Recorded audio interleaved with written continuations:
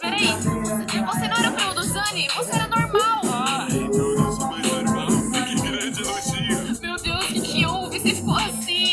Não tem ser normal, mas eu queria ser normal. Em todo lugar entregar mais. Diga que eu sou pau que eu digo genial. Consertar o inconsertável, esse aqui é meu conselho. Mas você ficou maluco do nada. Do nada!